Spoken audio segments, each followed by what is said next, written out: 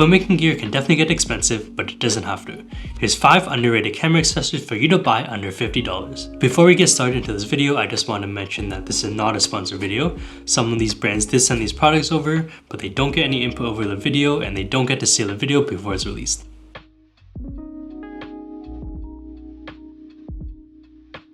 So let's start off with this. This is the Lano dual battery charger. It's a charging case for your Sony NPF batteries, but they also come up with a few versions for other Sony batteries or Canon batteries. You can put 2 of them in here. It comes with a SD card slot on the top if you want to keep an SD card here. It's powered by USB-C, which is great because the Sony OEM charger has to be plugged into the wall and it only charges 1 battery at a time. And this one, because everything uses USB-C now, you can quick charge both of these batteries at the same time. And they average about a 2.5 hour charge for both batteries at once, which is pretty good. It also comes with a little screen on the front, and if you click this button, you can read the charge on the screen. And generally, the charge is decently accurate. It's off by a little bit.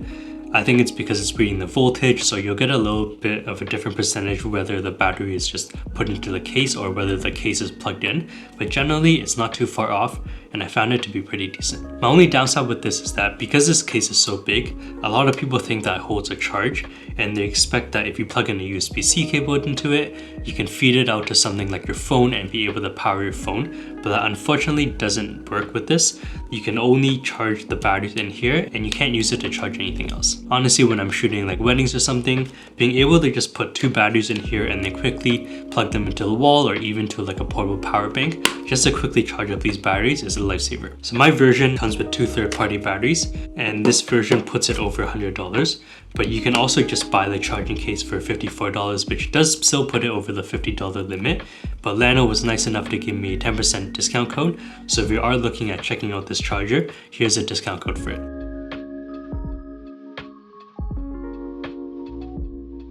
Next, we have this small rig cooling fan.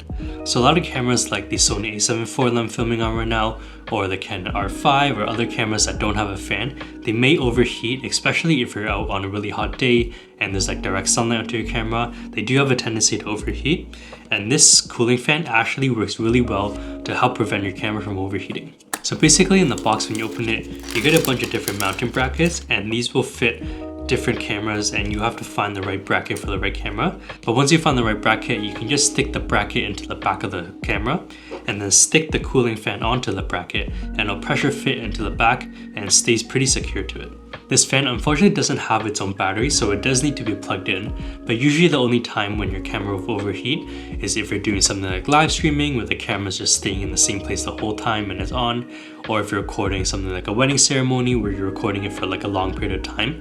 Then you would put this onto your camera, and in that case, when your camera is not even moving, you can just plug it into like a portable power bank and just keep it powered on. Once you connect this fan, it instantly powers on, and for the first 60 seconds, it just maxes out its fan speed. But then there's a little temperature gauge here, and after 60 seconds, I'll read the temperature of the camera, and then I'll ramp up or ramp down the fan speed depending on how hot the camera is, which is pretty cool because then you don't have to worry about setting the fan speed. It'll just do it all automatically. And this cooling fan is not just a fan, it's not actually just blowing air onto your camera. It's sucking in hot air from the front, and then it's cooling the back of it like a heatsink. So the back of it actually gets really cold to the touch. And SmallRig even says if your camera is not on, don't leave this fan on or don't leave it attached to your camera, because the back actually gets so cold that it can cause condensation onto your camera. So it actually gets really cold and it's super useful. I was recording a wedding ceremony the other day, and it was like a whole hour ceremony, and I had this attached to the camera, and after the hour, the camera wasn't even warm. This cooling fan has an all-metal build, so it's actually really well built, and when you pressure fit it onto the camera, it's actually pretty secure. This cooling fan comes in at $50, which is honestly just such a no-brainer if you're doing the type of work where you're doing long recordings at once, and this can definitely save your ass on a shoot so that your camera doesn't overheat.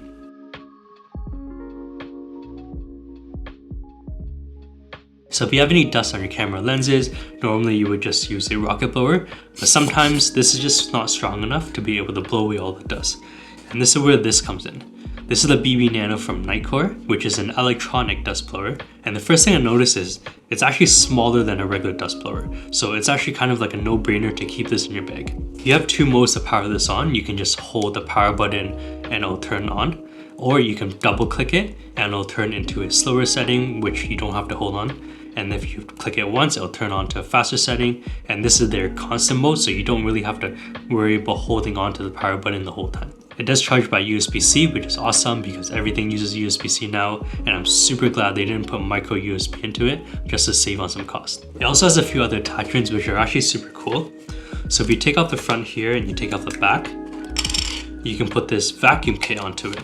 So you put in the dust filter at the back, you can attach some of their heads onto it, and now this turns it into a little vacuum. It's not super powerful, but if you're just trying to vacuum up some dust or little crumbs or something, it actually does the job, and it's super handy to be able to have a vacuum in this size. They also have a little cleaning kit. These are just some soft brush tips at the front, and you would just screw this onto the front of it. And these are super useful if you need to brush away some dust on your lenses, and the dust blower feature still does work while these are attached. The BB Nano comes in at just $30, which is super useful, especially because it is smaller than a regular dust blower, and having an electronic dust blower is always super useful. And then this vacuum kit attachment comes in at just $13, so honestly even both of these combined, it's still well under that $50 limit.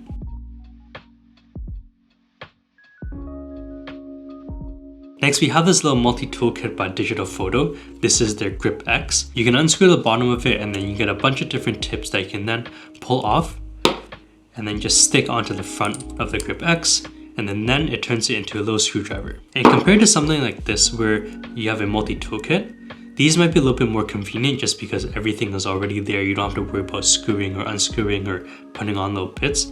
But sometimes, depending on what camera rig you're building, just having a screwdriver-like feel is a lot better. And these come with 10 tips, so you get a little bit more than just a normal multi-tool bit driver. And these store right into the back of it, so it's super secure. It's always there when you need it. It does come in with a 3/8 screw on the top, so if you want to attach this to something like a ball head, and then the bottom also has a 3/8 screw, but it also has a 1/4-20 attachment. You could just attach this to something like a little tripod leg, open these up, then you could put your ball head on top and then your camera. It just adds a little bit of height if you need that. Even for vlogging, just to have a little bit of a longer attachment might come in handy. The Grip X comes in at just $30, and you're getting a little tripod extension and a multi-bit tool driver, which is not bad at all.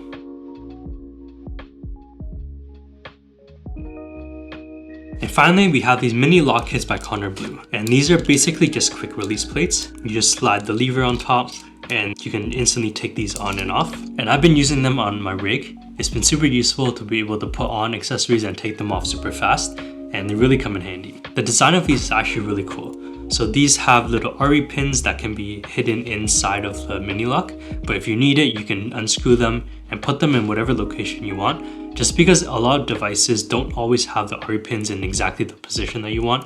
And if you were forced to have these already built in and they couldn't move, then you'd be forced to put the mini lock on in a certain orientation, even though you might not want it in that orientation.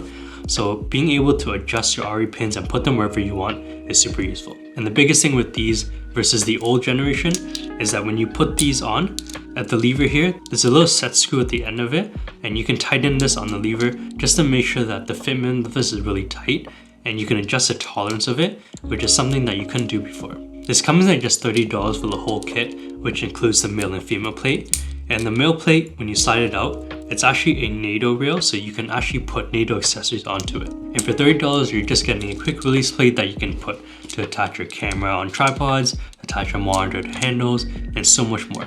And that's basically it for this video. Let me know what you think about some of these items here, and if you like the format of this video, I would love to do more videos just showcasing cheap and underrated accessories that you can buy and be able to show them to you. Hope you enjoyed the video, and I'll see you next time. Peace!